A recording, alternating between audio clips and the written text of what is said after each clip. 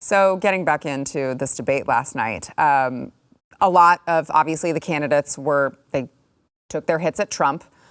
He wasn't there. They mentioned that they thought that he should be on the debate stage. And, we've said on this program before, Carl, I know it's your first time, so we've said on this program before, I personally, selfishly wanted him on the debate stage throwing jabs because that's great content to watch.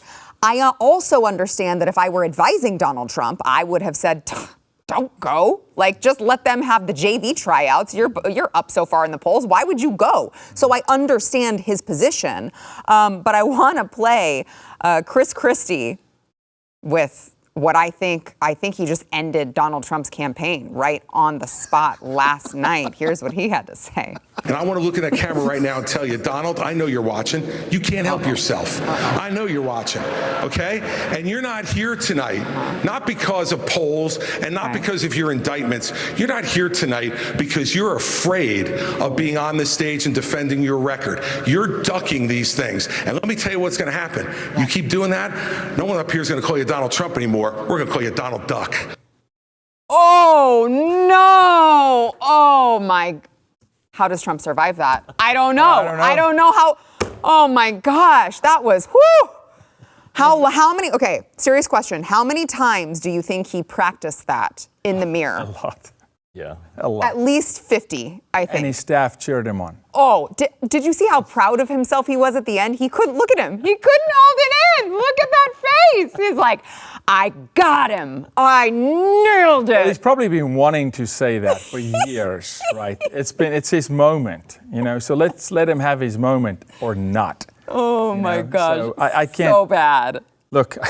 How many people heard that and went, yeah, that's really good. You should say that on the debate. I'm yet to meet one. Or see one on Twitter. He should fire whoever told him it was a good idea to say that. I don't think he can. I bet he came up with it himself. What I would have liked... Well, he should drop out. Yeah, what I would have liked for him to do is look at the camera and go...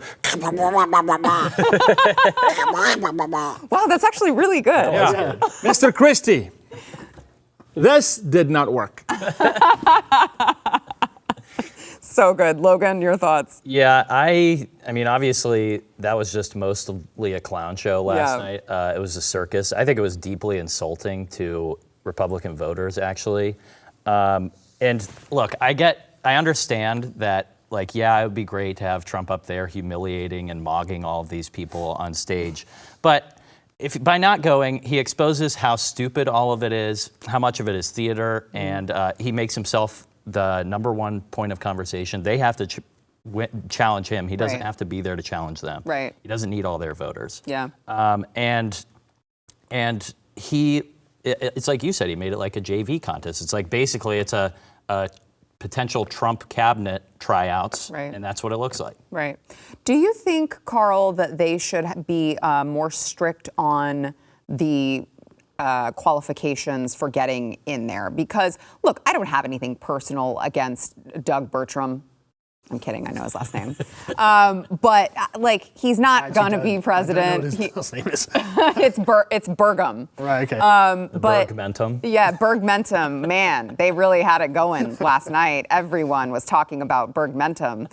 Or Bergamentum. And, I just feel like, come on. Doug Burgum is not going to be president. He's not going to be vice president. Mike Pence, he's not going to be president. Should we be making the qualifications a little bit more stringent so we don't have 7 people on stage and we don't really get to hear much from any of them? That's a really good question, actually, because on one hand, you'll have people arguing, well, if you make the qualifications more stringent, then you necessarily narrow the field and prevent, say, a Donald Trump from being able to get up there and demolish them like he did in 2015, 2016. Right. Because that was just, A, necessary, but B, great television. Yeah. It's just brilliant to watch. And so if we were, then we would be preventing a future Donald Trump from being able to come up and do it. But like you rightly point out, the format is terrible. It's the worst format, the worst of all worlds, because there was a jab from Nikki Haley at Vivek Ramaswamy that was, I feel stupider for hearing you talk, something like that. And it's just... Look, Nikki, everyone can tell that Vivek's a smart guy. Right. No matter what you think of him, whether you think he's authentic or not, he may well just be pandering to the base because, and I'm very suspicious of just how well he's got all the populist talking points, all perfectly rehearsed. And Nothing to back it up, though. Well, that's the point, isn't it? That's why it feels so inauthentic. He's a brilliant talker. Yes. And he's a very smart chap. But he is smart. Yeah. And so everything like that, all these barbs don't land. But what they do is put the general Republican Party into disrepute. Yes. These look bad, and it looks bad from the Democrats when they do it. 'Cause, I mean, who was it? Didn't Kamala Harris call Joe Biden say something terrible? And this was a clip they could bring up over and over again, and you don't really want those clips being around. I personally just think the format should be, in fact, some sort of some sort of like as a sporting event. So you had two people debate, and the next go through to the next round until eventually you get the two people at the end and have a public voting thing. Have you seen our town hall format? Yeah, you should have. I was going to say we should have had the Blaze hosting. Absolutely, the town hall format is the right format, where it is throw your shots, throw my shots. And it's almost in a ring format, and you have public sit there, and there's interaction, a true debate, a duel. Not this, but you can do multiple rounds. To this point, remember, a human being that's not absolutely confident and convicted in their own story has to talk about someone else. I want to see a candidate that just goes, this is what I'm going to do. I don't need to talk about Donald Trump. I don't need to talk about Christie or DeSantis for that matter. Here's where I'm going. I'm confident, but they're not. None of them show me true confidence in that they know. They look at each other before they answer questions. They take the pulse. They check. It's like, how do I navigate over the eggs but win the race, right? I need somebody to go smash all the eggs. Yeah. I'll tell you Smash all of it. I'll tell you someone who did exude confidence last night. He wasn't on stage, but it was Governor Gavin Newsom from California. Yeah. He was there in the spin room with Sean Hannity. He was making a mockery of a lot of the debate. He said this was junior varsity league. He said they're auditioning, like Trump's running away with it. This is a joke. And he was simultaneously making the case for himself and positioning himself to be ascendant to the throne. I told you guys, he's so coming. I think I like it. I admire the shamelessness of Newsom. And he's a well put together guy. He's a very good politician, no matter how evil everything he's done in California.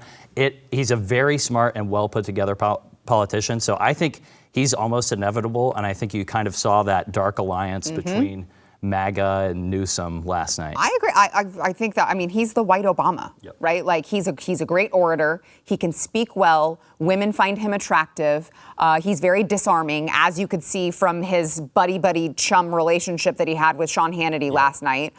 They were laughing it up, you know? And it was very, like, for people who actually pay attention to policy and actually pay attention to how tyrannical he has been, it was very disturbing to watch. I want to play one more clip here before we have to take a break, just to kind of put a bow on what a clown show last night was. I want to play cut 12, which was their final question was like, we're on Survivor Island and you guys have to vote. I mean, they literally had pieces of paper or whatever they were supposed to write down who they wanted to vote off the island. It was really embarrassing. Watch. Candidates, it's now obvious that if you all stay in the race, former President Donald Trump wins the nomination. None of you have indicated that you're dropping out. So, which one of you on stage tonight should be voted off the island?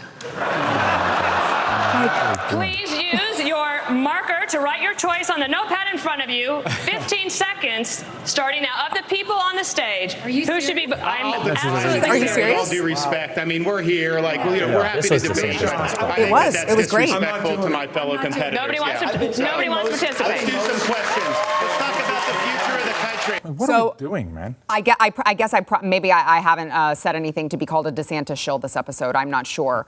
So I guess I will agree with Logan, who is very much not a DeSantis shill, but was able to objectively say that was probably DeSantis's best moment because, I mean, what a clown show that was. How disrespectful. What a disrespectful question to be asked of them.